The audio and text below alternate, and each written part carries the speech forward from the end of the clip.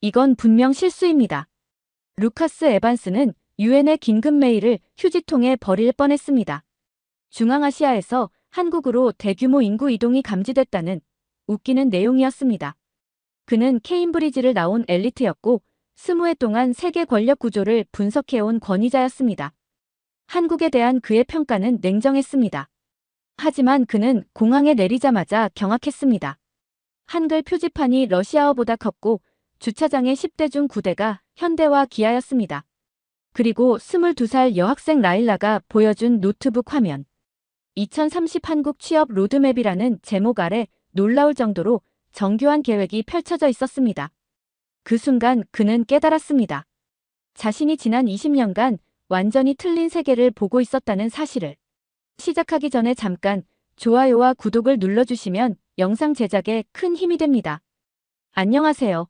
저는 루카스 에반스라고 해요. 42살이고 영국 런던에 있는 유리로 된 높은 빌딩에서 일하고 있어요. 제 일은 여러 나라를 분석하는 거예요. 세계가 어떻게 움직이는지, 어떤 나라가 강한지 약한지, 어디로 힘이 흐르고 돈이 흘러가는지 보고서를 쓰는 일이에요. 저는 제 일을 잘해요. 정말 잘해요. 제 상사는 저를 우리 회사에서 가장 뛰어난 분석가라고 말했어요. 제가 보고서를 쓰면 사람들이 믿어줘요. 정부에서도 제 글을 읽고 대학에서도 제 연구 자료를 사용해요. 그렇게 20해 동안 같은 일을 해왔어요. 그리고 그 20해 동안 저는 한국에 대해 늘 같은 내용을 써왔어요.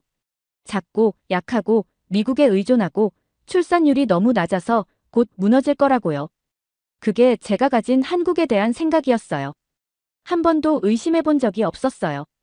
9월의 어느 화요일 아침이었어요. 빗방울이 사무실 창문을 두드리고 있었고 저는 식어버린 커피를 마시면서 메일함을 보고 있었어요. 그러다 그걸 봤어요. 빨간 표시가 된 긴급 메일이었어요. 보낸 사람은 유엔 인구이동위원회였어요. 중앙아시아에서 이상한 현상이 나타나고 있으니 조사해달라고 했어요. 메일을 열어 읽었어요. 전례 없는 인구이동 신호 감지.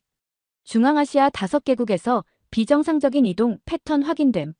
주요 이동 목적지는 대한민국으로 추정됨. 즉시 현장 조사 필요. 저는 한 번 더 읽었어요. 그리고 웃어버렸어요. 한국이라고요? 중앙아시아에서? 말이 안 됐어요. 중앙아시아는 두 거인의 영역이에요. 중국과 러시아. 중국은 그 지역에 650억 달러를 투자했고 러시아는 100년 동안 지배해왔어요. 중앙아시아에서 중요한 건 그 두 나라뿐이에요. 한국은 너무 작아요. 그냥 전화기, TV 만드는 나라죠. 잠깐 인기 있다 사라지는 대중음악이 있는 나라. 중앙아시아 같은 지역 전체를 움직일 수 있는 나라가 아니에요. 이 메일은 분명 실수예요.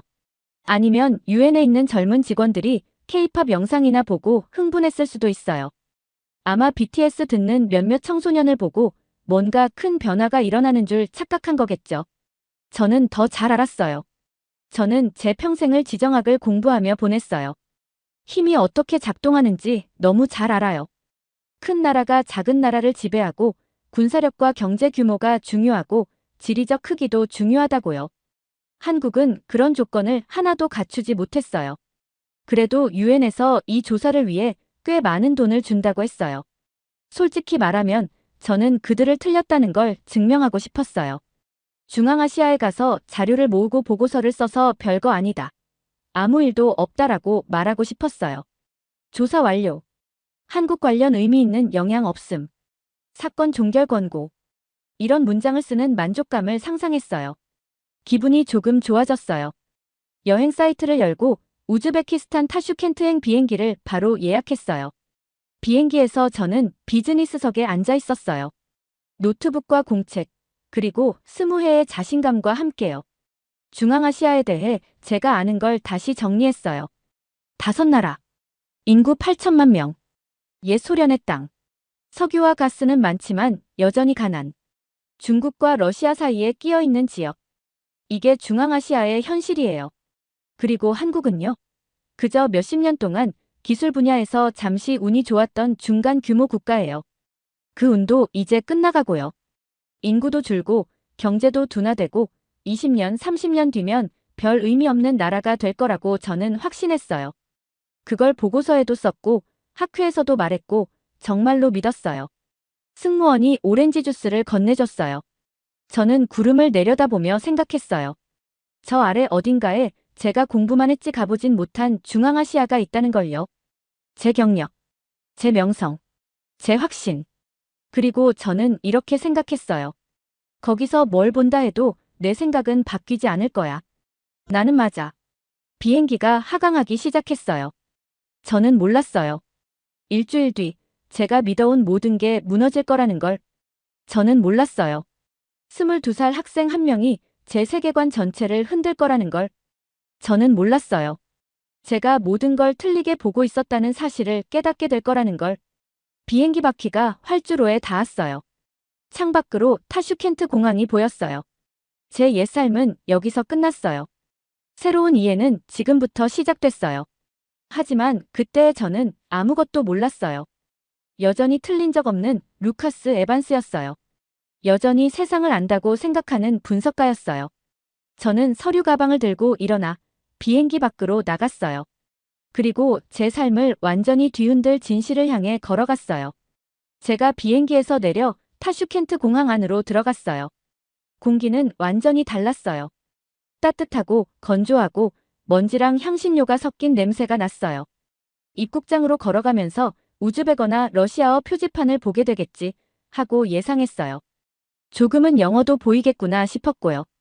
그런데 제 눈앞에 보인 건 한국어였어요. 한글이었어요. 그것도 사방에요. 머리 위에 있던 표지판에는 출구가 3가지 언어로 적혀 있었는데 한국어가 제일 크게 적혀 있었어요. 러시아어나 우즈베크어보다 훨씬 크게요.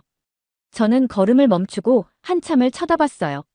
왼쪽을 보니 삼성 갤럭시 광고가 대형 화면으로 나오고 있었어요. 오른쪽에는 LG TV 전시장이 펼쳐져 있었어요. 정면에는 아예 공항 안에 현대자동차 쇼룸까지 있었어요. 제가 눈에 들어오는 광고만 세어봤어요. 20개. 그중 18개가 한국 기업이었어요. 하나는 중국, 러시아 기업 광고는 단 하나도 없었어요. 제 머릿속은 혼란스러웠어요. 이건 제가 알고 있던 자료와 맞지 않았어요. 제가 쓴 보고서들과도 맞지 않았어요. 중앙아시아는 원래 중국의 영향권, 그리고 러시아의 뒷뜰이어야 해요. 한국이 아니에요. 저는 고개를 저었어요. 아마 공항이라서 그런 거겠지. 관광객들 위해 한국 광고를 많이 붙여놓은 걸 수도 있겠지. 그런데 마음 한쪽에서 이상한 느낌이 계속 들었어요. 택시를 찾으려고 밖으로 나갔어요. 줄지어 있는 차가 10대 있었고 저는 무심코 종류를 세어봤어요. 현대나 기아가 9대였고 다른 브랜드는 딱 1대뿐이었어요. 저는 현대 소나타에 탔어요. 운전기사는 거울 너머로 미소를 지었어요. 라디오가 켜지더니 노래가 흘러나왔어요. 저는 바로 알아들었어요. 한국 아이돌 그룹의 노래였어요. 운전기사가 영어로 물어봤어요. 한국에서 오셨어요? 아니요. 영국에서 왔어요. 라고 말했어요. 아, 영국. 좋아요, 좋아요. 제 딸이 한국어 공부해요. 삼성에서 일하고 싶대요. 삼성은 월급이 900달러예요. 우즈벡 회사는 400달러밖에 안 줘요. 저는 뭐라고 답해야 할지 몰랐어요. 창밖만 바라봤어요. 고속도로에는 차가 꽤 많았어요. 절반 넘게 한국 브랜드였어요. 현대, 기아, 현대, 기아 피할 수 없는 패턴처럼 계속 눈에 들어왔어요. 도심으로 들어오니 더 놀라웠어요. 건물, 가게, 간판들. 롯데리아, 파리바게뜨, GS25, 올리브영. 제가 몇 년 전에 서울에서 봤던 것과 똑같은 가게들이었어요. 하지만 여긴 서울이 아니에요. 타슈켄트예요. 한국에 영향이 미칠 수 없는 먼 도시여야 해요. 운전기사는 계속 얘기했어요. 여기만 아니에요. 아스타나, 비슈케크 다 똑같아요. 중앙아시아 전체가 한국처럼 변하고 있어요. 우리 도시 너무 빨리 한국화되고 있어요. 저는 노트에 적었어요. 한국 상업 영향력 상당히 큼. 추가 조사 필요. 하지만 속에서는 낯선 불편함이 고개를 들었어요. 아주 작은 균열 같은 느낌. 제가 틀렸다면? 하고 묻는 목소리였어요. 저는 그 생각을 억지로 밀어냈어요. 이건 그냥 사업일 뿐이야. 그냥 가게랑 자동차일 뿐이야. 중요한 구조적 영향은 아니야. 라고 스스로에게 말했어요. 내일 대학생들을 만나면 진짜 데이터를 얻을 수 있을 거예요. 그러면 깨닫겠죠. 이건 단지 표면적인 현상일 뿐이에요. 깊은 변화는 아니라고요. 택시는 호텔 앞에서 멈췄어요. 돈을 내고 안으로 들어갔어요. 로비 TV에서는 한국 드라마가 나오고 있었어요. 직원들은 너무 집중해서 보고 있어서 제가 서 있는 것도 못 봤어요. 방에 들어와 침대에 누웠어요. 눈을 감았어요. 하지만 공항의 한국어 표지판, 도로 위 한국차, 거리마다 있는 한국 가게들이 자꾸 떠올랐어요. 저는 생각했어요. 내일이면 이해할 수 있겠지. 내일이면 다 설명될 거야. 라고요. 그리고 저는 몰랐어요. 내일이 더 충격적일 거라는 걸요. 다음 날 아침, 저는 타슈켄트 국립대학교에 도착했어요. 캠퍼스는 정말 아름다웠어요. 나무가 많고 오래된 소련식 건물과 새로 지은 현대식 건물이 섞여 있었어요. 본관 쪽으로 걸어갔어요. 건물 벽에 게시판이 있었고 포스터가 잔뜩 붙어 있었어요. 저는 걸음을 멈추고 하나하나 읽어봤어요. 한국어 능력 시험 접수 10월 15일. 삼성 채용 설명회 지원하세요. 서울대학교 교환학생 프로그램 안내. 한국 정부 장학금 모집. 포스터의 절반 이상이 한국 관련이었어요. 그것도 한국어로, 한글로 쓰여 있었어요. 학생들이 제 옆을 지나갔어요. 전공책을 들고 있었는데 책 표지에는 한국어 학습서, 문법책, 한국어 시험 문제집이 보였어요. 제 마음속에서는 설명하기 힘든 느낌이 점점 커졌어요. 이건 정상적인 수준이 아니었어요. 제가 예상한 것보다 훨씬 큰 흐름이었어요. 세미나실로 들어갔어요. 20명의 학생이 저를 기다리고 있었어요. 우즈베키스탄, 카자흐스탄, 키르기스스탄, 타지키스탄, 투르크메니스탄 5나라에서 온 젊은이들이었어요. 그리고 모두 한국 이야기를 하려고 모인 학생들이었어요. 제일 먼저 일어난 사람은 작은 체구의 22살쯤 된 여학생이었어요. 눈이 밝고 노트북을 조심스럽게 들고 있었어요. 안녕하세요, 에반스 선생님. 저는 라일라 아흐메도바예요. 와주셔서 감사합니다. 라고 말하며 노트북을 펼쳤어요. 화면에는 이렇게 적혀 있었어요.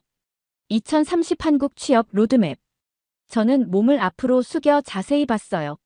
화면 속 계획은 정말 정교했어요. 해마다 목표가 있었고 단계별로 나누어져 있었어요.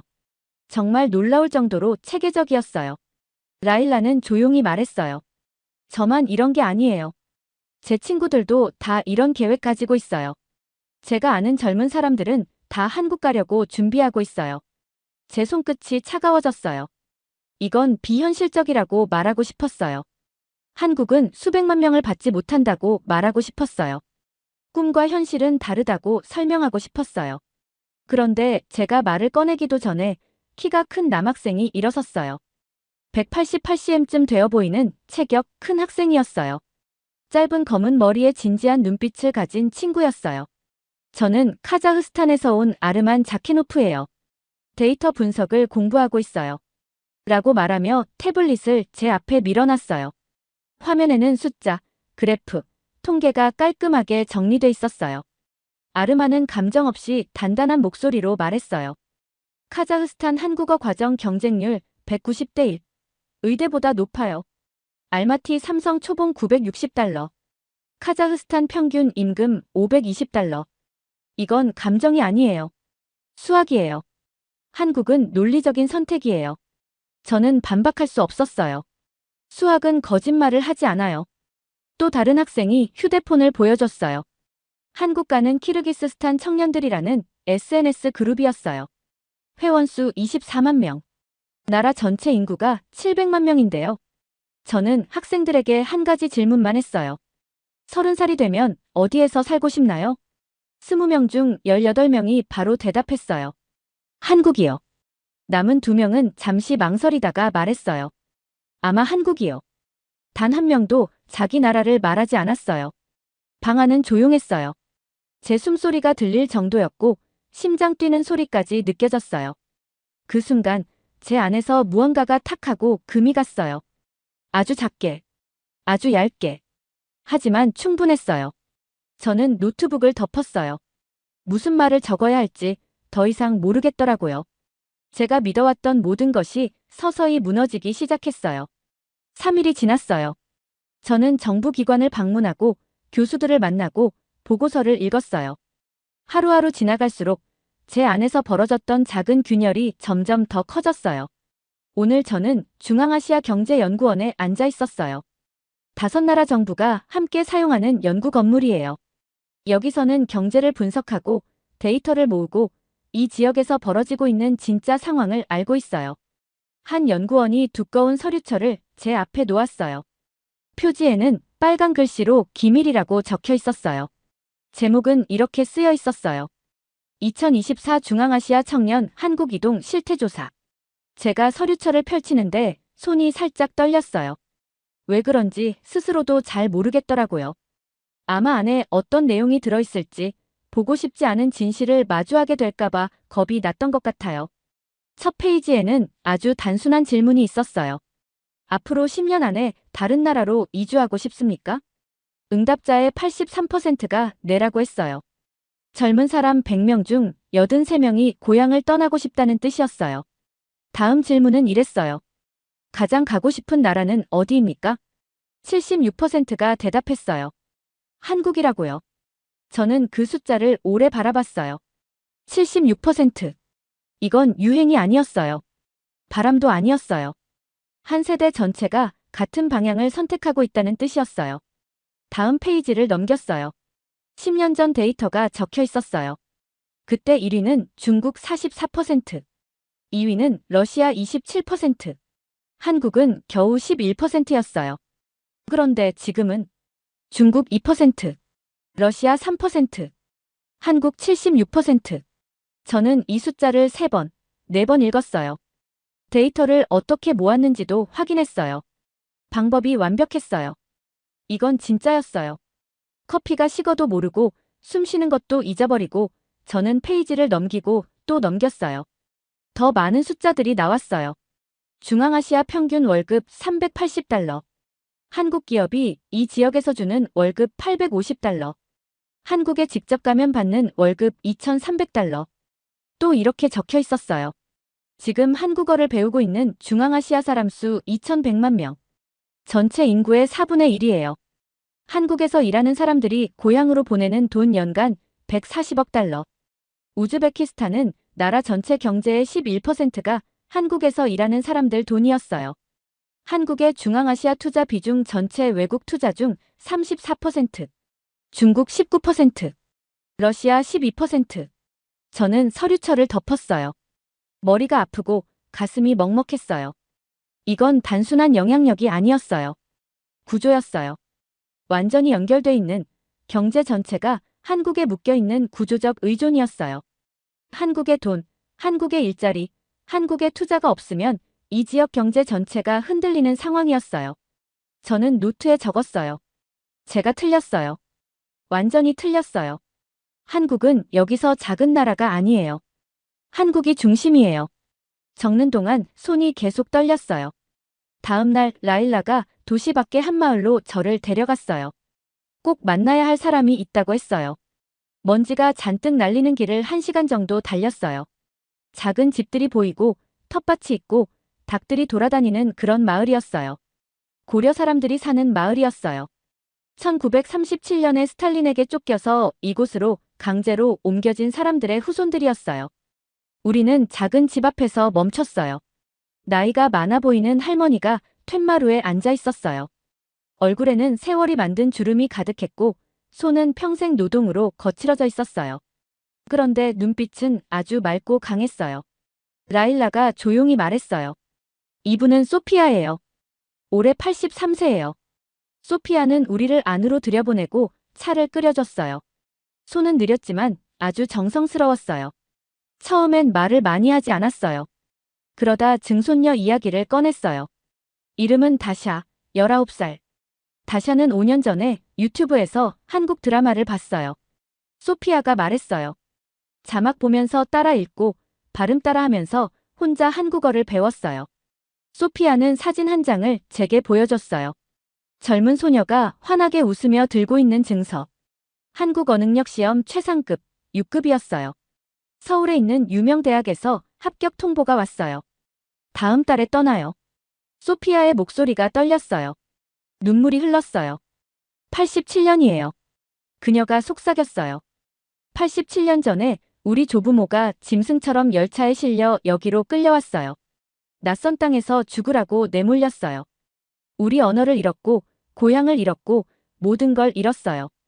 그리고 제 눈을 바라보며 말했어요. 그런데 증손녀가 돌아가요. 우리 가족이 돌아가요. 87년 만에 우리는 드디어 집으로 돌아가는 거예요. 저는 말을 할 수 없었어요. 목이 막히고 눈 뒤가 뜨겁게 아려왔어요. 이건 경제가 아니었어요. 숫자가 아니었어요. 통계가 아니었어요.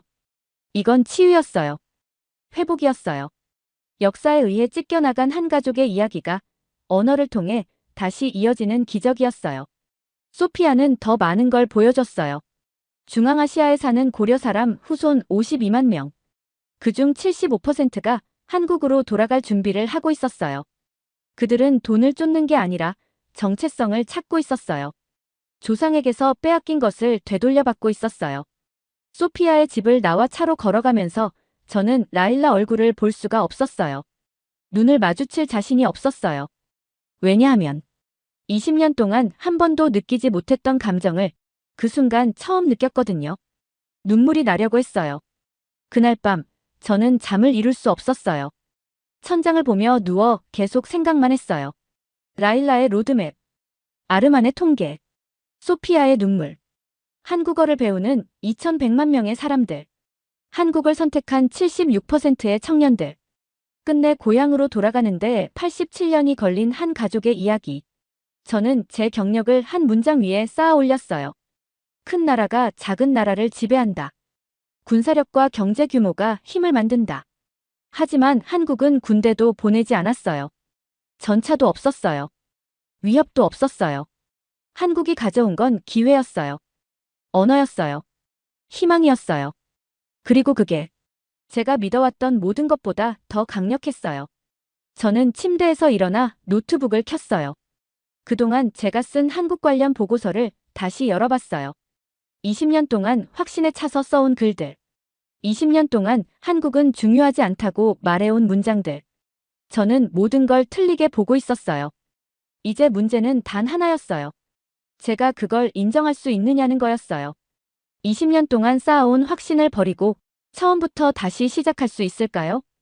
빈 문서 위에서 커서만 깜빡이고 있었어요. 무엇을 써야 할지 모르겠더라고요. 창밖에서는 타슈켄트가 조용히 잠들어 있었어요. 하지만 저는 알 수 있었어요. 수백만 명의 젊은이들이 서울을 꿈꾸며 자고 있다는 걸. 서울을 향해 계획을 세우고 몰래 밤마다 한국어를 공부하며 부모 세대가 상상도 못한 미래를 준비하고 있다는 걸요. 그리고 저는 모든 걸 안다고 믿었던 분석가 루카스 에반스는 그제야 깨달았어요. 저는 아무것도 모르고 있었어요. 제가 아스타나 대통령궁 뒤편 자리에 앉아 있었어요. 중앙아시아 5나라 대통령이 한 방에 모여 있었고 화면에는 중앙아시아 한국 인접 통합 로드맵 2035라는 거대한 문구가 떠 있었어요. 표결이 시작됐고 한국어를 제2공식어로 지정하는 안건, 한국과의 자유이동, 이중 국적 허용 3가지가 모두 만장일치로 통과됐어요. 어떤 논쟁도 없었어요. 한국 대표는 교사 5,000명 파견, 언어센터 1,000개 설립, 장학금 8만 명, 10년간 180억 달러 투자까지 약속했어요. 우즈베키스탄 대통령은 우릴 연결하는 건 무기가 아니라 한글이라고 말했어요. 저는 충격으로 아무 말도 못했어요. 런던으로 돌아가는 비행기에서 저는 처음으로 한국을 다시 바라보는 보고서를 쓰기 시작했어요. 탱크나 미사일이 아니라 언어와 기회가 지역을 변화시키는 힘이라는 걸 인정해야 했어요. 그동안 한국이 중요하지 않다고 썼던 제 보고서들이 떠오르며 커피가 유난히 썼어요. 사무실에 돌아오자마자 라일라가 준 한국어 책을 꺼냈어요. 첫 문장 안녕하세요를 어색하게 따라 말해봤어요. 이제라도 배우고 이해해야겠다는 생각이 들었어요. 제 지도 아래에는 새로운 문구를 적었어요. 한글로 이어진 6나라. 한국어를 외우며 서울을 꿈꾸고 있을 타슈켄트의 청년들을 떠올렸어요. 그들은 단순한 유행이 아니라 세계를 바꾸는 흐름 속에 있었어요. 그리고 저는 그걸 거의 놓칠 뻔했어요. 잘 들으셨나요? 세상에는 가슴 따뜻한 이야기들이 가득합니다. 감동 힐링 사연은 해외에서 전해지는 감동적인 사연들을 소개하며 다양한 이야기들을 통해 위로와 희망, 그리고 하루의 힐링을 선물해드립니다. 조그마한 힐링이 되셨다면 구독과 알림 설정도 큰 힘이 되어요. 다음 영상에서 더 좋은 사연으로 찾아뵙겠습니다. 시청해주셔서 감사합니다. 이건 말도 안 돼. 감시 없이는 절대 불가능해. 영국 최고의 도시 안전 전문가 교수는 서울 한복판에서 믿을 수 없는 광경을 목격했습니다. 15년간 유럽 전역의 도시들을 연구하며 감시와 통제 없이는 안전도 없다는 이론으로 명성을 쌓아온 그였습니다. 한국, 그저 카메라와 규제로 포장된 거칠애일 뿐이라고 확신했습니다. 그런 그가 광진구 골목의 무인 편의점 앞에서 얼어붙었습니다. 이건 내 논문 전체를 부정하는 거야. 자정의 청계천에서 그는 미친 짓을 했습니다. 수천만 원짜리 카메라 가방을 벤치에 두고 50m 떨어진 곳에서 숨어 지켜본 것입니다. 그날 밤 호텔방에서 올리버 교수는 15년간 쌓아온 연구를 전부 삭제했습니다. 그리고 울었습니다. 도대체 한국에서 무슨 일이 벌어진 걸까요? 시작하기 전에 잠깐 좋아요와 구독을 눌러주시면 영상 제작에 큰 힘이 됩니다. 안녕하세요. 제 이름은 올리버 해먼드예요. 저는 도시를 연구하면서 살아왔어요. 영국 맨체스터에 있는 같은 아파트에서 저는 15년 동안 매일 아침을 맞이했어요. 창밖으로 보이는 건 언제나 회색 건물들이었고 회색 하늘이었어요. 비는 거의 매일 내렸고 거리는 항상 젖어 있고 번들거렸어요. 저는 이런 삶이 좋았어요. 정돈돼 있었고 예측 가능했어요. 세상이 어떻게 돌아가는지 저는 안다고 생각했어요. 제 사무실은 오래된 대학 건물의 3층에 있었어요. 벽에는 지도들이 가득 붙어 있었어요. 런던 지도, 파리 지도, 뉴욕 지도 밑에는 각종 숫자가 적힌 표들이 있었어요.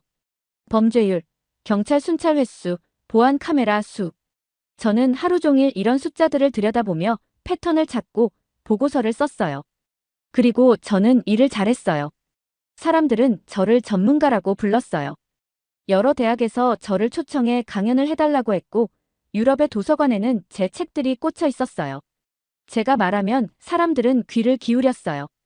그런데 저에게는 문제가 있었어요. 저는 제가 모든 걸 안다고 생각했어요. 특히 아시아, 특히 한국에 대해서요. 저는 한 번도 한국에 가본 적이 없었어요. 한국의 거리를 걸어본 적도, 한국 사람들과 제대로 이야기를 나눠본 적도 없었어요. 그런데도 저는 의견이 있었어요. 아주 강한 의견이요. 제 머릿속에서 한국은 단순했어요. 빠른 기술, 네. 높은 빌딩, 네. 하지만 사람들 사이에 진짜 신뢰, 감시 없이 이루어지는 진짜 안전, 그건 불가능하다고 생각했어요. 저는 이런 생각들을 논문에 썼고 강연에서도 말했어요. 다른 연구자들도 고개를 끄덕였어요. 우리 모두 같은 방식으로 생각했어요. 아시아 도시들은 겉으로는 정돈돼 보여도 제가 말하곤 했어요. 그건 엄격한 규칙과 지속적인 감시 때문입니다. 카메라와 통제를 없애면 질서는 바로 무너져요. 사람들은 고개를 끄덕였고 제 말을 적어갔어요. 저는 똑똑하다고 느꼈고 확신에 차 있었어요. 어느 10월 화요일 오후 제 사무실로 한 봉투가 도착했어요. 두툼하고 공식 문서처럼 보이는 봉투였어요. 안에는 서울에서 열리는 국제학회 초청장이 들어있었어요. 주제는 현대 도시의 안전 모델이었어요. 저는 종이를 들고 웃었어요. 서울이라니. 완벽했어요. 가서 제 이론을 증명할 수 있겠다고 생각했어요. 한국의 도시가 감시와 문화적 압력 덕분에만 굴러간다는 걸 보여줄 수 있을 거라고요. 데이터를 모으고 새로운 논문을 쓰고 어쩌면 책도 하나 쓸 수 있겠다고 생각했어요. 연사 명단을 살펴봤어요. 제 동료 다니엘 로하스도 초청됐더라고요. 그는 스페인 사람이고 저와 같은 분야를 연구했어요. 사이가 나쁜 건 아니었지만 경쟁자이기도 했어요. 한 달 전에 그는 한국을 과대평가된 모델이라고 비판하는 글을 썼어요. 한국의 안전은 일시적이며 오래 갈 수 없다고 주장했어요. 저는 그 말에 전적으로 동의했어요. 학회 무대에서 제가 연구 결과를 발표하는 모습을 상상했어요.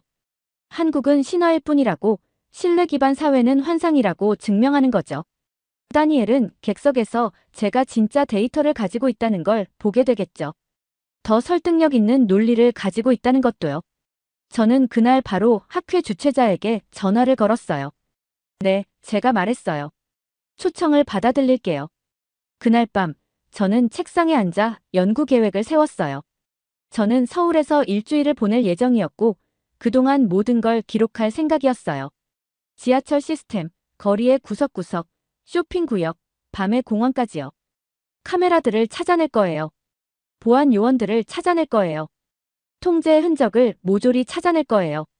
그리고 한국도 다른 나라와 다를 게 없다는 걸 증명하려고 했어요. 저는 공책을 펼치고 첫 페이지에 이렇게 적었어요. 가설 한국의 도시 안전은 시민 간의 진정한 신뢰가 아니라 감시와 문화적 동일성에 의존한다. 문장은 그럴듯했어요. 전문적이고 과학적이었어요.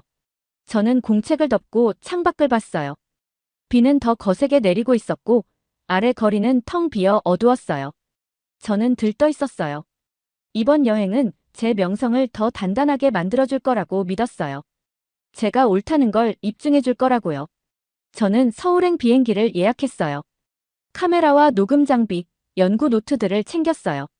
질문들과 이론들을 준비했어요. 하지만 정작 중요한 건 준비하지 못했어요. 제가 틀릴 수도 있다는 가능성이요. 제 세계관이 무너질 수도 있다는 사실이요. 그리고 도시와 안전, 그리고 인간에 대해 제가 알고 있다고 믿었던 모든 것을 뒤집어 놓을 사람들을 만나게 될 거라는 사실이요. 저는 도시를 이해한다고 믿었던 전문가, 올리버 해먼드였어요. 하지만 저는 아무것도 몰랐어요. 그리고 단 일주일 뒤, 서울은 제가 얼마나 눈이 멀어 있었는지 똑똑히 보여주게 될 거예요. 비행기는 아침 6시 30분에 인천공항에 착륙했어요. 저는 피곤했어요. 비행기 좌석에서 자느라 목은 뻐근하고 눈은 뻑뻑하고 시렸어요. 커피 한 잔과 조용한 공간이 간절했어요. 그런데 도착 터미널 안으로 들어서는 순간 저는 걸음을 멈췄어요. 천장이 정말 높았어요. 거대한 창문으로 들어오는 빛이 공항 전체를 환하게 비추고 있었어요. 모든 게 깨끗했어요. 정말 티 하나 없이 깨끗했어요. 바닥은 거울처럼 반짝였고 공기는 대부분의 공항처럼 탁한 냄새가 아니라 신선한 냄새가 났어요. 저는 어질러진 흔적을 찾았어요. 혼잡한 모습, 시스템이 흔들리는 티 같은 걸 찾으려 했어요. 하지만 아무것도 없었어요. 입국 심사줄도 매끄럽게 움직였고 아무도 밀거나 소리치지 않았어요. 전광판은 하나도 고장나지 않았고 쓰레기통은 전부 비어있고 깨끗했어요. 저는 조금 불편했어요. 여기는 이렇게 효율적이면 안 되는 곳이라고 생각했거든요. 저는 노트를 꺼내 이렇게 적었어요. 공항 관리 상태 우수. 비용 많이 들 듯. 지속 가능성 낮음. 저는 스스로 고개를 끄덕였어요. 이게 말이 되니까요. 오래 버틸 리 없다고 생각했어요. 기차를 타고 서울로 들어왔어요. 지하에 있는 역이었는데 어둡거나 답답하지 않았어요. 천장에는 따뜻한 노란빛 조명이 달려 있었고 플랫폼에는 온열 의자가 있었어요. 지하철역에 진짜로 따뜻한 의자가 있다는 게 믿기지 않았어요. 저는 조심스럽게 앉았어요. 의자의 온기가 코트 너머로 스며들어왔어요. 맞은편 플랫폼을 보는 순간 저는 처음 보는 풍경에 눈이 커졌어요. 플랫폼과 선로 사이에 유리문이 있었어요. 모든 역에요. 런던에서는 종종 사람이 선로로 떨어져요. 뉴욕은 매년 사고가 있어요. 파리에서는 위험해서 엣지에서는 사람조차 거의 없어요. 그런데 여기서는 떨어질 수가 없었어요. 기차가 도착할 때만 문이 열렸고 떠나기 전에 닫혔어요. 저는 노트에 적었어요. 안전문 장비. 인프라 비용 높음. 아마 정부 규제 때문. 글을 적는데 손이 조금 떨렸어요. 이유는 저도 몰랐어요. 기차가 도착했고 저는 탔어요. 아침 7시 45분이어서 사람이 많았어요. 사람들끼리 가까이 서 있었지만 밀지 않았어요. 불평도 하지 않았어요.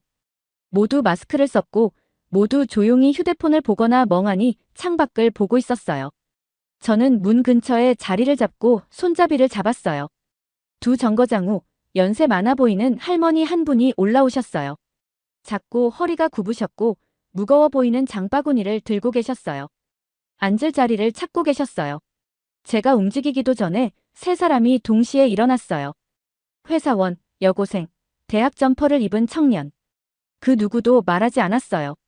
그냥 자연스럽게 일어나서 자리를 양보했어요.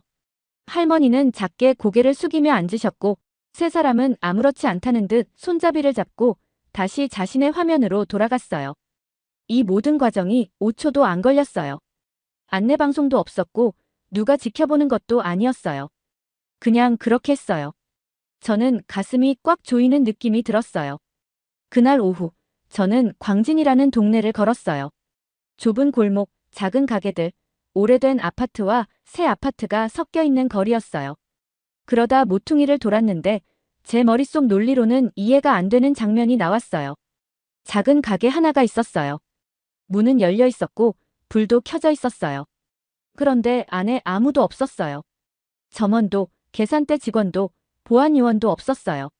저는 길가에 멈춰서서 그 장면을 바라봤어요.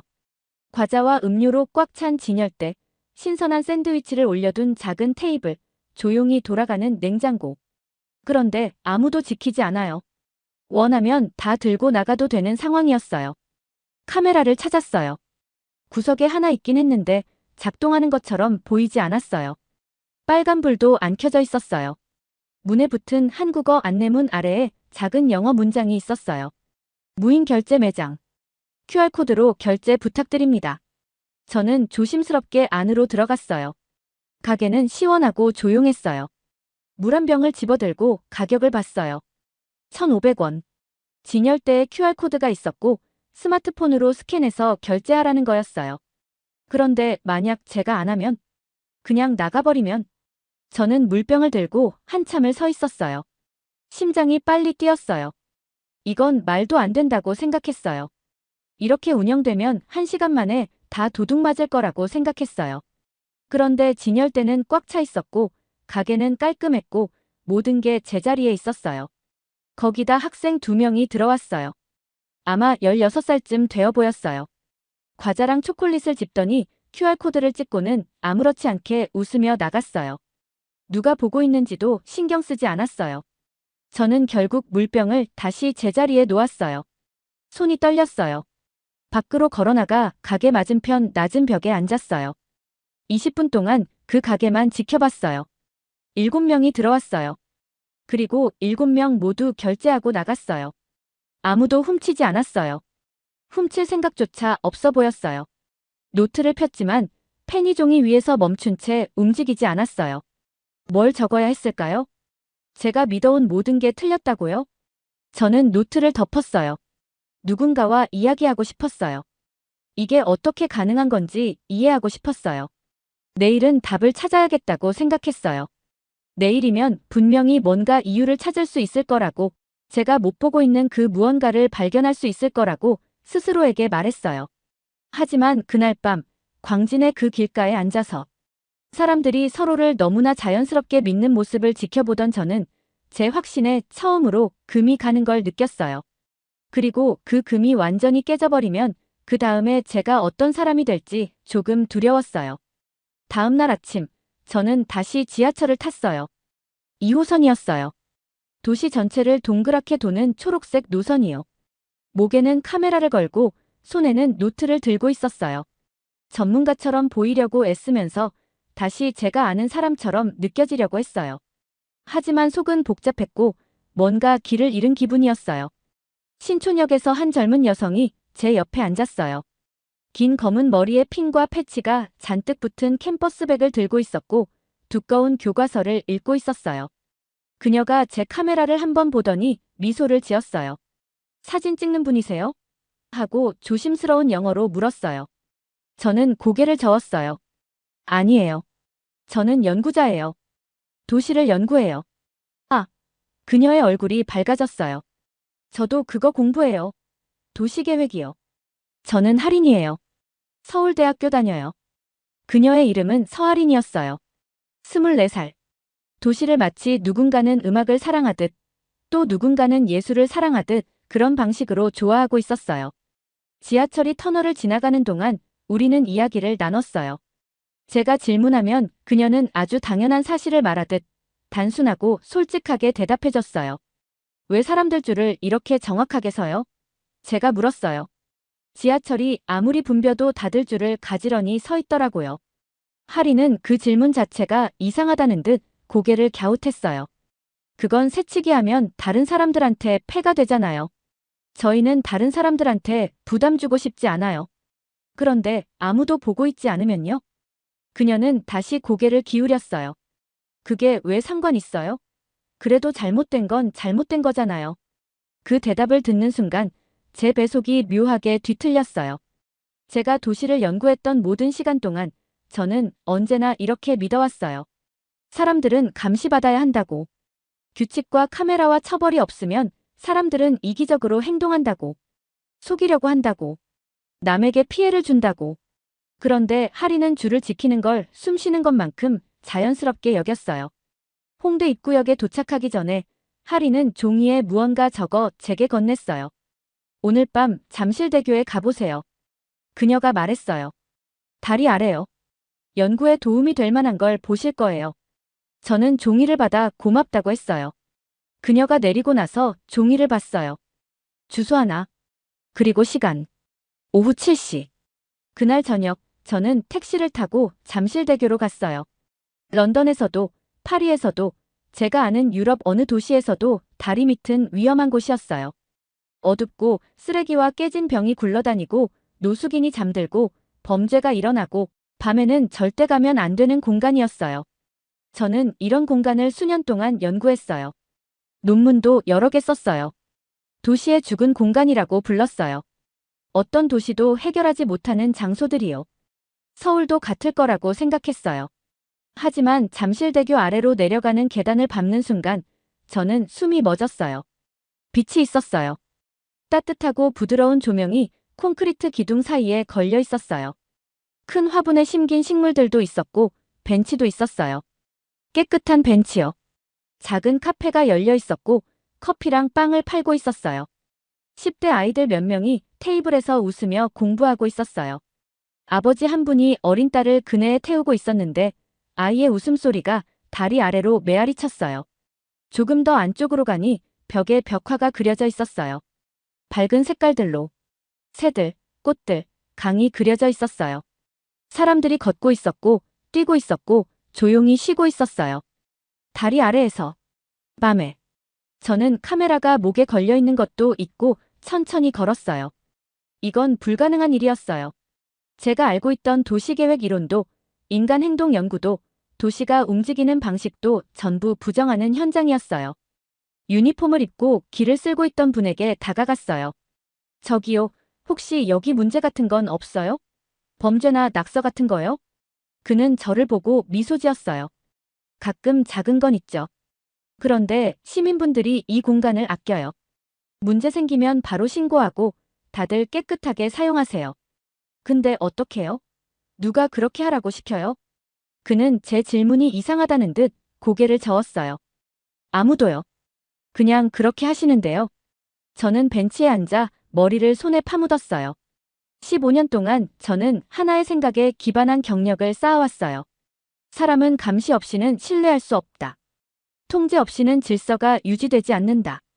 처벌 없이는 선하게 행동하지 않는다. 그런데 이 다리 아래에서는 사람들이 믿어졌고 사람들은 믿음에 걸맞게 행동하고 있었어요. 제 사고방식의 구조가 무너지고 있었어요. 서울에 온 지 나흘째 되는 밤, 저는 거의 절박한 마음으로 행동했어요. 최종 실험이 필요했어요. 제 옛 이론을 증명할지 아니면 완전히 부숴버릴 단 하나의 실험이요. 자정 무렵, 저는 청계천으로 갔어요. 서울 중심을 흐르는 긴 물길. 물과 나무와 조명이 있는 산책로. 자정인데도 길은 비어있지 않았어요. 개를 산책시키는 사람들, 벤치에 앉아 조용히 이야기하는 커플도 있었어요. 저는 빈 벤치를 찾았어요. 어깨에서 카메라 가방을 벗어 벤치 위에 올려놨어요. 비싼 장비가 잔뜩 들어있는 수천 파운드짜리 가방이었어요. 그리고 그냥 걸어 나왔어요. 한 50m 떨어진 나무 뒤에 서서 지켜봤어요. 런던이었다면 제 가방은 2분 안에 사라졌을 거예요. 뉴욕이면 3분. 누가 가져가든 아니면 누가 신고하든 어쨌든 그대로 두는 건 불가능했어요. 저는 기다렸어요. 5분이 지났어요. 10분이 지났어요. 할머니 한 분이 지나가다 멈춰섰어요. 가방을 보셨어요. 그리고 벤치 끝으로 밀려 떨어질까봐 더 안쪽으로 조심스럽게 밀어 놓으셨어요. 그리고 그냥 가셨어요. 제가 가방을 놓고 떠난 지 12분 만에 저는 벤치로 돌아갔어요. 가방은 제가 둔 그대로 있었어요. 아무도 손대지 않았어요. 다만 조금 더 안전한 자리로 옮겨져 있었어요. 저는 떨리는 손으로 가방을 집어들었어요. 벤치에 앉았어요. 그리고 울었어요. 소리 내지 않는 울음이었어요. 그냥 눈물이 조용히 흘러내렸어요. 외국 도시에서 자정에 혼자 앉아서요. 저는 제가 너무 틀렸다는 사실 때문에 울었어요. 완전히, 그리고 오만하게 틀렸다는 사실 때문에요. 15년 동안 제가 쌓아온 경력의 기반이 제가 만든 거짓 믿음이었다는 걸 깨달아서 울었어요. 그리고 서울의 한 할머니가 저라는 전문가보다 인간에 대한 믿음을 더 깊게 가지고 있었다는 사실 때문에 울었어요. 호텔방으로 돌아와 노트북을 켰어요. 연구 기록을 다시 봤어요. 하나하나 꼼꼼히 적어둔 관찰들. 모든 것을 의심하며 달아둔 비평들. 제가 보고도 인정하지 않으려고 했던 흔적들. 저는 전부 삭제했어요. 그리고 새 문서를 열어 한 문장을 썼어요. 저는 신뢰는 작동하지 않는다는 걸 증명하려고 한국에 왔어요. 그런데 한국은 제가 신뢰가 무엇인지조차 이해하지 못하고 있었다는 걸 증명해줬어요. 제 손은 여전히 떨렸어요. 그런데 이번에는 두려움 때문이 아니었어요. 제가 이전과는 다른 사람이 되어가는 그 낯선 감각 때문이었어요. 서울에서의 마지막 아침은 너무 빨리 왔어요. 저는 캐리어를 천천히 싸면서 제 생각을 완전히 뒤집어 놓은 노트들을 만졌어요. 일주일 전만 해도 저는 스스로를 전문가라고 믿었는데 지금 떠나는 저는 오히려 배워야 할 게 더 많은 학생 같았어요. 공항철도를 타기 위해 지하철로 가는 길, 출근 시간이라 사람이 많았어요. 동대문역에서 70살쯤 되어 보이는 할머니가 큰 캐리어를 끌고 타셨어요. 바퀴가 부러져 지하철 문에 끼이기까지 했는데 제가 움직이기도 전에 대학생 2명이 바로 달려가 캐리어를 들어 올려 자리를 잡아줬어요. 할머니는 고개 숙여 감사 인사를 하셨고 학생들은 당연한 거예요 라고 말하며 다시 제자리로 돌아갔어요. 그 말이 정말 크게 와닿았어요. 영국에서는 저런 행동을 착한 일이라고 따로 부르는데 여기서는 그냥 당연한 일이었어요. 그 순간 저는 제가 평생 잘못된 것을 공부해왔다는 걸 깨달았어요. 저는 감시, 통제, 처벌 같은 것들만 연구했는데 정작 중요한 건 아무도 보지 않을 때 사람들이 서로에게 어떻게 행동하는가였어요. 한국은 카메라가 필요 없는 이유가 있었어요. 사람들이 서로를 믿고 있었기 때문이었어요. 비행기가 인천공항을 떠날 때 저는 창밖을 보며 잠시 말이 없었어요. 한강이 반짝이며 멀어지고 건물들은 작아져 장난감처럼 보였어요. 저는 노트북을 열어 통제가 아닌 신뢰 위에 세워진 도시, 서울이라는 제목으로 보고서를 쓰기 시작했어요. 무인 매장에서 아무도 훔치지 않았던 순간, 지하철에서 자리 양보가 자연스럽게 이루어졌던 순간, 다리 아래에 안전했던 공간, 자정의 청계천에서 제 가방이 그대로 남아있었던 일들을 모두 적었어요. 그리고 마지막에는 이렇게 썼어요. 저는 인간은 통제가 있어야 선하게 행동한다고 믿었어요. 그런데 한국은 신뢰가 어떻게 문명을 만든다고 보여줬어요. 맨체스터에 돌아왔을 때 익숙한 비가 내리고 있었지만 저는 예전의 제가 아니었어요. 집도 그대로이고 연구실도 그대로인데 제가 썼던 논문들이 다르게 보였어요. 자신감으로 가득한 문장들이 사실은 편견으로 만들어진 게 너무나 선명하게 느껴졌어요. 다니엘에게 보내고 받은 이메일도 크게 중요하지 않았어요.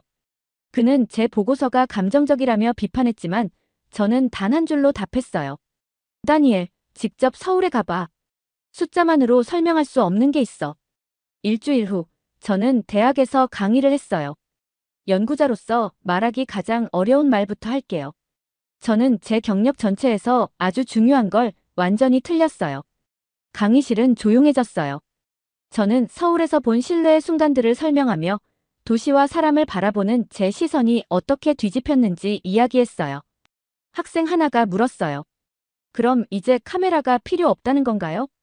저는 고개를 저었어요. 아니에요. 하지만 카메라만으로는 안전이 만들어지지 않아요. 진짜 안전은 서로를 돌보는 마음에서 와요. 그날 밤, 저는 창가에서 비 내리는 거리를 바라보며 서울에서 만난 사람들을 떠올렸어요. 그리고 깨달았어요. 저는 한국에서 연구자가 아니라 사람을 배웠어요. 제가 알던 세계는 너무 좁았고 제 확신은 오만했어요. 그래서 저는 새 노트 첫 장에 이렇게 썼어요. 내 편견을 전문성으로 착각하지 말 것. 사람을 숫자로만 판단하지 말 것. 신뢰는 약함이 아니라 힘이다. 서울은 제 연구만 바꾼 게 아니었어요. 저라는 사람 자체를 바꿔줬어요. 그리고 저는 그 사실을 평생 잊지 않을 거예요. 잘 들으셨나요? 세상에는 가슴 따뜻한 이야기들이 가득합니다. 감동 힐링 사연은 해외에서 전해지는 감동적인 사연들을 소개하며 다양한 이야기들을 통해 위로와 희망, 그리고 하루의 힐링을 선물해드립니다. 조그마한 힐링이 되셨다면 구독과 알림 설정도 큰 힘이 되어요. 다음 영상에서 더 좋은 사연으로 찾아뵙겠습니다. 시청해주셔서 감사합니다. 한국은 제 생명을 살렸을지도 몰라요. 송도 스마트시티를 걸으며 알렉스는 충격에 빠졌습니다. 전 세계 백신의 30%가 이곳에서 생산된다는 사실. 작년 자신이 맞았던 백신도 한국에서 만들어졌을 수도 있습니다. 그런데 그는 단 한 번도 그 가능성을 생각해 본 적이 없었습니다. 회의실에서 보상 여행지가 서울로 발표되던 날, 그의 반응은 냉담했습니다. 주변 동료들이 환호하는 동안 그는 억지로 미소만 지었습니다. 하지만 비행기 안에서 일어난 응급 상황이 그의 편견에 첫 균열을 냈습니다. 말 한마디 필요 없이 서로를 이해하는 그들의 전문성. 그 후 7일 동안 그는 자신이 평생 쌓아온 편견이 산산조각 나는 걸 목격했습니다. 1500년 된 금관 앞에서, 한강의 빗속에서, 그리고 자정이 넘은 서울거리에서. 나는 아무것도 몰랐어. 그리고 그 깨달음이 그의 인생 전체를 바꾸기 시작했습니다. 시작하기 전에 잠깐 좋아요와 구독을 눌러주시면 영상 제작에 큰 힘이 됩니다. 저는 회사에서 금요일을 정말 싫어했어요. 다들 신나는 척은 하지만 사실 전부 지쳐 있어요. 오늘은 더 최악이에요. 큰 회의가 있어서 직원 2,800명이 전부 19층 회의실에 모여야 했거든요. 에어컨은 너무 세고 책상에 일주일 내내 붙어 있었더니 허리도 아파요. 저는 지난 3달 동안 매일 야근했어요. 모니터만 보다 보니까 눈도 아프고 커피잔은 늘 비어 있고요. 그냥 이 회의 끝나면 집에 가고 싶었어요. 근데 오늘은 좀 달랐어요. 오늘은 회사에서 해외 워크숍 장소를 발표하는 날이거든요. 고생했다고 주는 보상 여행이래요. 몇 주 동안 꿈만 꾸고 있었어요. 하와이나 스페인 같은 곳이었으면 좋겠다 생각했죠. 햇빛 있고 바닷가 있고 진짜 좀 쉬기만 하면 되는 그런 곳이요. 불이 꺼졌어요. 다들 조용해졌고 우리 상사가 무대에 올라왔어요. 평소 쓰는 그 가짜 같은 큰 미소를 지으면서요. 제 심장이 막 빨리 뛰기 시작했어요. 이제 발표해요. 상사 뒤 스크린이 켜졌어요. 아주 크게 글자가 떴어요. 대한민국, 서울. 제 배가 툭 떨어지는 느낌이었어요. 누가 제 명치에 펀치를 날린 것 같았어요. 주변에서는 난리가 났어요. 비명 지르고 박수치고 흥분해서 떠들고요. 제 옆에 앉은 니나는 거의 자리에서 튀어오를 만큼 신나했어요. 금발 머리가 펄럭였어요. 서울이래. 알렉스, 너무 멋지다. 니나가 소리쳤어요. 저는 몸이 굳어서 움직이지도 못했어요. 그냥 그 화면만 멍하게 바라봤어요. 한국? 우리를 한국에 보낸다고요? 이건 제가 원한 거랑 완전히 달랐어요. 한국이라니 케이팝 음악은 하나도 모르겠고 관광객들만 북적거릴 것 같고 매운 음식에다 말도 못 알아듣는 나라예요. 왜 하와이를 놔두고 한국을 가는 거죠? 제 뒤에서 벤저민이 앞으로 몸을 내밀면서 제 어깨를 탁 쳤어요. 야, 우리가 거기 가면 스타 되는 거 아냐? 진짜 미쳤다. 저는 억지로 미소를 지었어요. 고개도 끄덕였어요. 하지만 속으로는 화가 났어요. 3달 동안 자정 넘어서까지 일한 게 얼만데요. 친구들이랑 저녁 약속도 다 놓쳤고 스트레스로 어깨는 항상 뭉쳐 있었고요. 근데 이게 제 보상이라고요? 회의가 끝났어요. 다들 웃고 떠들면서 우르르 나갔어요. 니나가 제 팔을 붙잡았어요. 너 왜 얼굴이 안 좋아? 뭐가 문제야? 저는 어깨를 으쓱했어요. 그냥 피곤해서 그래요. 알렉스, 한국 진짜 좋대. 다들 그렇게 말하잖아. 사람들은 뭐든 말하죠. 니나는 잠깐 저를 보더니 다른 사람들 따라 나가버렸어요. 저는 자리에서 일어나지도 않았어요. 회의실은 거의 비어 있고 스크린에는 여전히 그 단어가 떠 있었어요. 서울. 저는 폰을 꺼냈어요. 왜 그랬는지 모르겠어요. 한국이 어떤 곳인지 보려고 했던 걸지도 모르죠.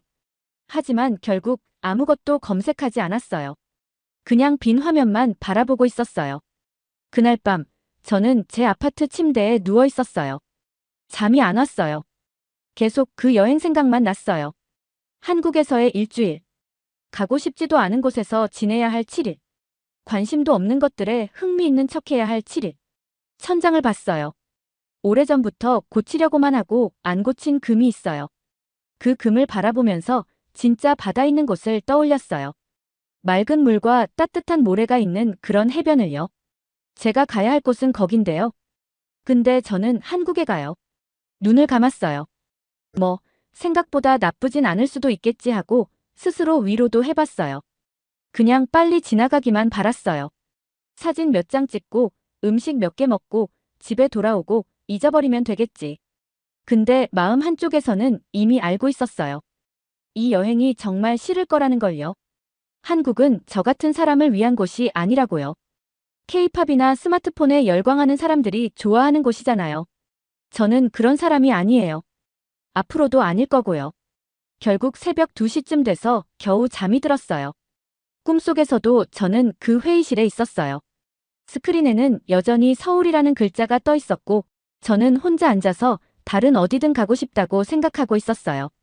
그리고 월요일 아침이 너무 빨리 찾아왔어요. 비행기가 정말 크더라고요. 이렇게 회사 사람들을 한꺼번에 많이 본 건 처음이었어요. 다들 시끄럽고 신났어요. 사진도 찍고 깔깔대면서 웃고요. 니나는 계속 저한테 말을 걸려고 했지만 저는 그냥 고개만 끄덕이고 창밖만 보고 있었어요. 승무원분들은 한국 분들이었어요. 진한 파란색 유니폼을 입고 있었고 모두에게 밝게 웃어줬어요. 차랑 작은 쿠키를 가져다 주셨는데 차에서 꽃향기가 났어요. 저는 마시지 않았어요. 저는 책을 읽는 척을 했어요. 사실은 책을 읽는 게 아니라 같은 페이지를 몇 번이나 멍하니 보고만 있었어요. 지금쯤이면 저는 해변에서 쉬고 있었을 텐데 가고 싶지도 않은 나라에 날아가고 있다는 생각만 계속 들었어요. 그러다 모든 게 달라졌어요. 비행기가 흔들리기 시작했는데 조금이 아니라 정말 심하게 흔들렸어요. 안전벨트 표시등이 켜졌고 뒤에서 어떤 여자가 놀라서 숨을 들이켰어요. 제 책은 바닥에 떨어졌고요. 흔들림이 멈추자 다들 숨을 크게 내쉬었어요. 그런데 누군가 비명을 질렀어요. 저보다 3줄 앞에서 어떤 남자가 통로로 쓰러지듯 넘어진 거예요. 그냥 그대로 쓰러졌어요. 그의 아내가 그의 이름을 울부짖듯 불렀고 사람들은 일어나기 시작했어요. 혼란스럽고 무서워하는 분위기였어요. 저는 얼어붙었어요. 심장이 너무 빨리 뛰어서 귀 속에서 북소리처럼 들렸어요. 그런데 한국 승무원분들은 멈추지 않았어요. 믿을 수 없을 만큼 빠르게 움직였어요. 한 분은 바로 쓰러진 남자 옆에 무릎을 꿇었고 다른 한 분은 빨간 구급상자를 열었어요. 또 한 분은 전화기로 누군가와 통화하고 있었고요. 다들 당황하지 않았어요. 혼란스러운 표정도 없었어요. 마치 의료진 같았어요. 그때 레오니가 통로를 달려 내려가기 시작했어요. 우리 회사에 오기 전엔 간호사였거든요. 그녀도 남자 옆에 무릎 꿇었어요. 저는 레오니가 그 남자의 맥박을 확인하는 걸 봤어요. 그리고 승무원과 눈을 마주친 채로 바로 협력하기 시작했어요. 말 한마디도 필요 없었어요. 해야 할 일을 이미 알고 있었어요. 한국 승무원은 레오니가 말하기도 전에 필요한 장비를 딱 맞게 건네줬어요. 남자의 호흡을 확인하고 주변 사람들을 물러나게 하고 조종사와 상황을 공유하고 있었어요. 10분 정도 지나자 그 남자는 몸을 일으켜 앉아 있었어요. 얼굴은 창백했지만 괜찮아 보였어요. 아내는 울고 있었고 승무원들은 물과 담요를 가져다 주었어요. 아주 부드럽고 차분한 목소리로 그에게 말을 걸었어요. 저는 다시 자리로 앉았어요. 제 손이 떨리고 있었어요. 무서워서 떨리는 게 아니었어요. 그냥 제가 예상하지 못한 걸 봤기 때문이에요. 이 사람들은 정확히, 완벽하게 어떻게 해야 하는지 알고 있었어요. 완벽 그 자체였어요. 아니, 그보다 더 뛰어났어요. 승무원 한 분이 제 옆을 지나가는 걸 봤어요. 정말 젊어 보였어요. 25 정도였을까요? 방금 누군가의 생명을 살리는데 도움을 줬는데 지금은 아무렇지 않은 듯 다른 승객들을 챙기고 있었어요. 제 가슴 안쪽이 이상하게 불편해졌어요. 별로 좋아하지 않는 감정이었어요. 제가 무언가 잘못 생각했을지도 몰라요. 그게 무엇인지는 아직 모르겠지만 분명 뭔가요. 한국에 도착했을 때는 밤이었어요.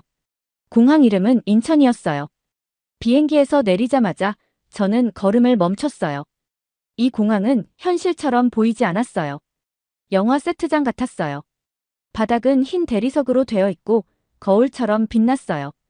천장은 유리로 되어 있었고 너무 높아서 고개를 뒤로 젖혀야 다 보였어요. 조명이 별처럼 매달려 있었어요. 그리고 로봇들이 있었어요. 진짜 로봇. 얼굴 자리에 화면이 있고 하나가 제 옆을 지나가면서 완벽한 발음으로 한국에 온 걸 환영해요. 즐거운 시간 보내세요. 라고 말했어요. 저는 그냥 멍하니 바라봤어요.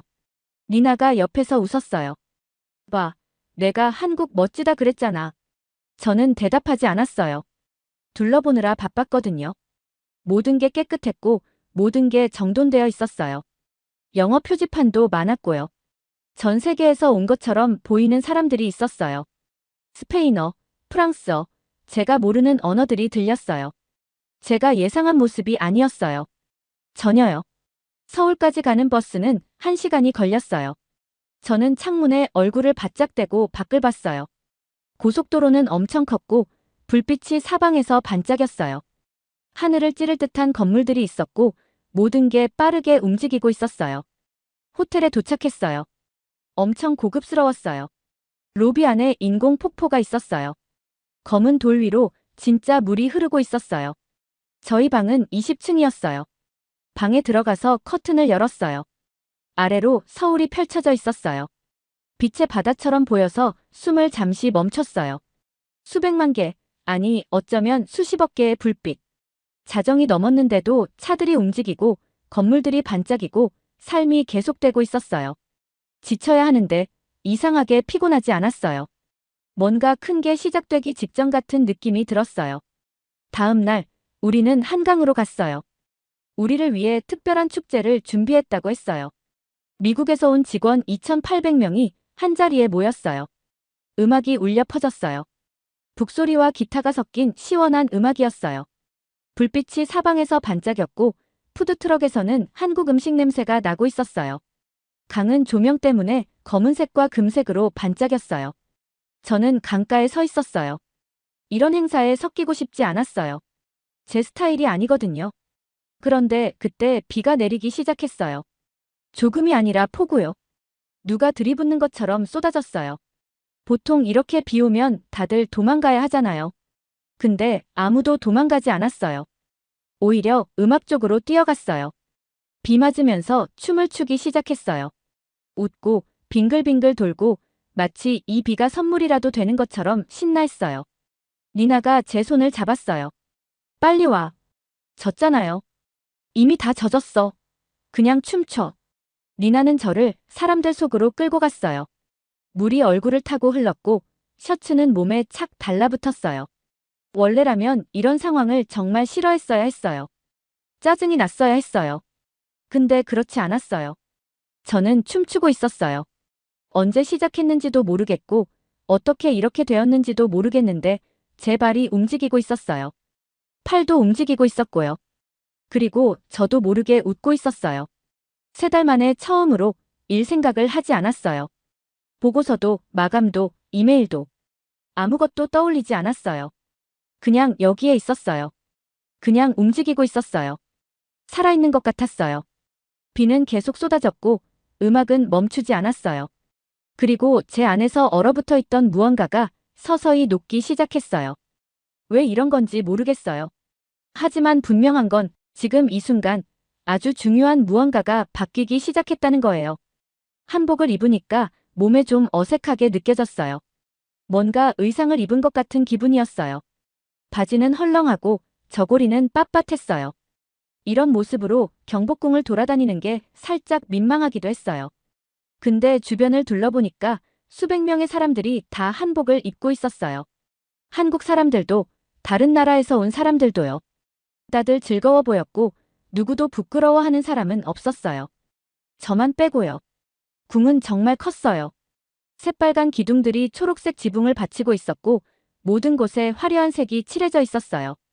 금색 용들이 건물 가장자리를 따라 휘어 있었고 돌길은 마당과 마당을 이어주었어요.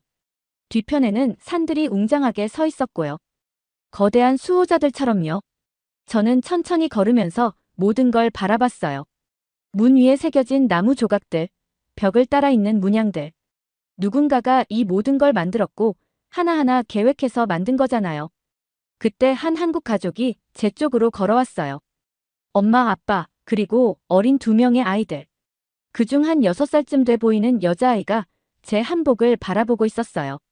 엄마가 걸음을 멈추고 저에게 웃어줬어요. 가짜 미소가 아닌 진짜 환한 미소였어요.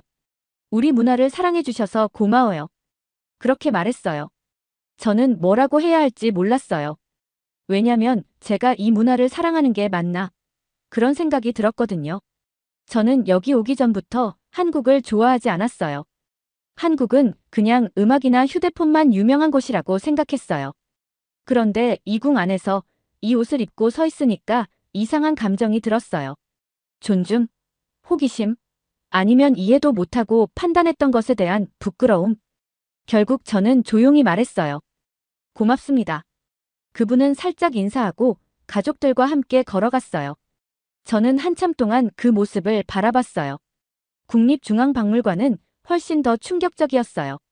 아니면 더 좋았다고 해야 할까요? 어떤 말이 맞는지 모르겠어요.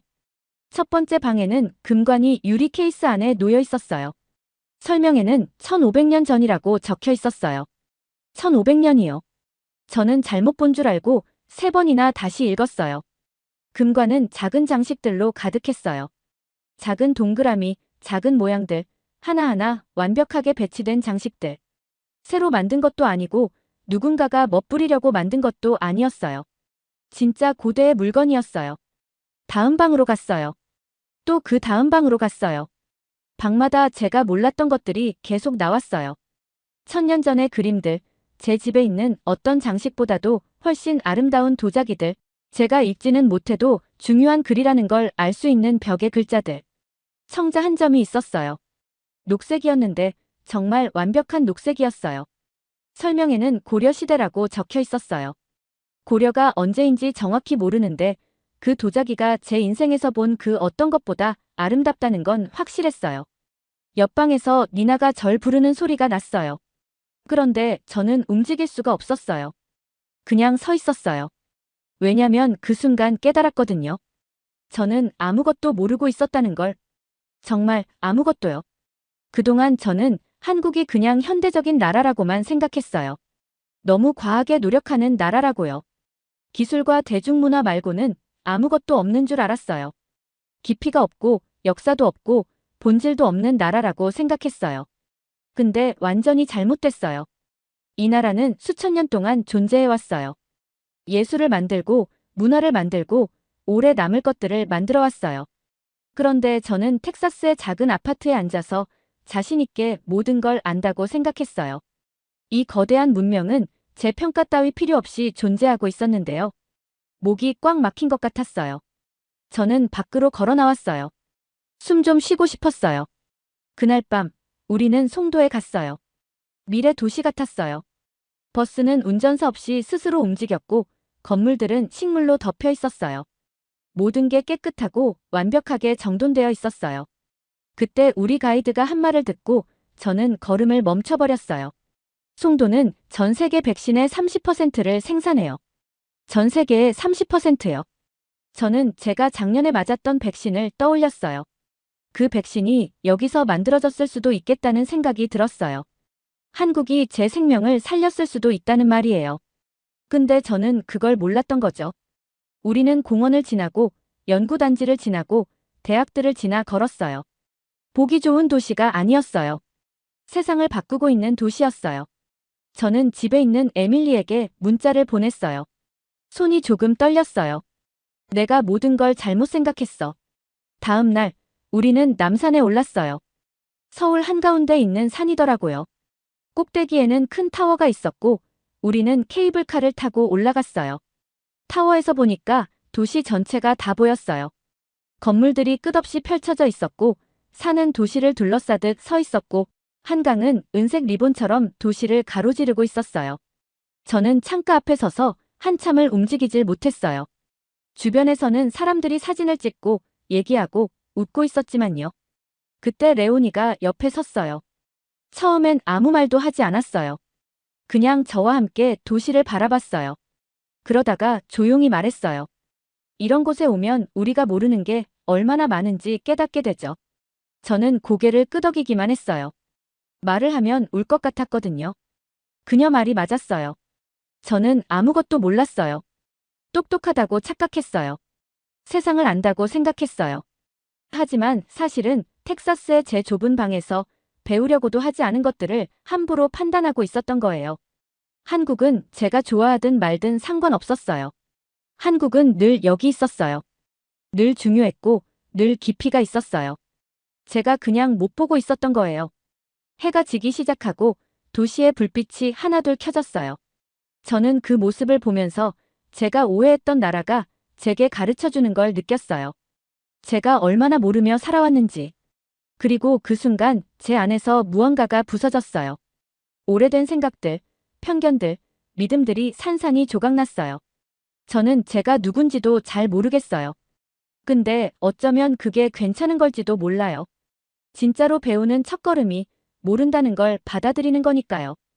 한국에서의 마지막 밤이었어요. 잠이 안 와서 밤 11시에 호텔 밖으로 걸어 나왔어요.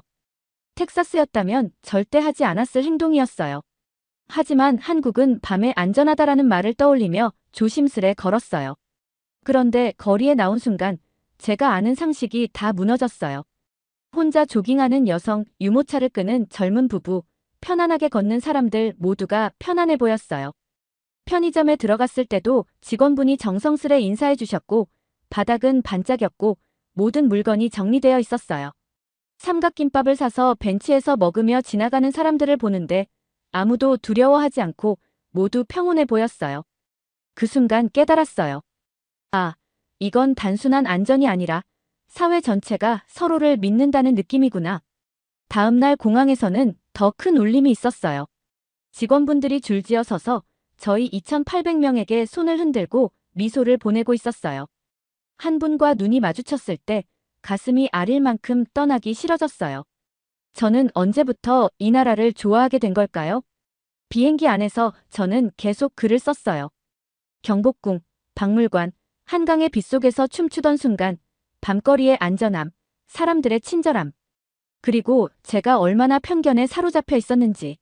손끝이 아파도 멈출 수 없었어요. 3주 뒤, 그 글이 폭발적으로 퍼졌어요. 수백만 명이 읽었고, 회사에서는 모두 제가 한국에 대해 말해주길 원했어요. 서울행 비행기는 몇 달 동안 매진이었어요. 그러다 회의에서 누군가 아시아를 비하하는 농담을 했어요. 예전에 저라면 웃었겠죠. 하지만 이번에는 말했어요. 저 그 나라에서 갓 돌아왔어요. 여러분, 잘 모르고 하는 말이에요. 모두 조용해졌고 저는 제 편견을 어떻게 깨달았는지 털어놨어요. 사람들은 제가 예민해졌다고 생각했지만 저는 신경 쓰이지 않았어요. 실제로 변했기 때문이에요. 6개월 후, 저는 에밀리와 함께 다시 서울로 가는 비행기에 있었어요. 에밀리는 걱정했지만 저는 확신했어요. 한국은 반드시 그녀도 사랑하게 될 거라고요. 도착하자마자 에밀리의 눈이 커지며 말했어요. 여기 정말 대단하다. 저는 웃으며 대답했어요. 아직 아무것도 안 봤어요. 우리는 서울 공기 속으로 걸어 나갔어요. 벚꽃이 눈처럼 흩날리는 봄이었어요. 에밀리가 제 손을 잡고 말했어요. 여기 데려와줘서 고마워. 저는 조용히 답했어요. 믿어줘서 고마워요. 그 순간 저는 확신했어요. 이건 여행의 시작이 아니라 다르게 살기 시작하는 순간이라는 걸. 한국은 제 생각만 바꾼 게 아니라 제 마음을 완전히 바꿨어요.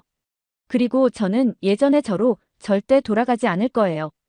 잘 들으셨나요? 세상에는 가슴 따뜻한 이야기들이 가득합니다. 감동 힐링 사연은 해외에서 전해지는 감동적인 사연들을 소개하며 다양한 이야기들을 통해 위로와 희망, 그리고 하루의 힐링을 선물해드립니다. 조그마한 힐링이 되셨다면 구독과 알림 설정도 큰 힘이 되어요. 다음 영상에서 더 좋은 사연으로 찾아뵙겠습니다. 시청해주셔서 감사합니다.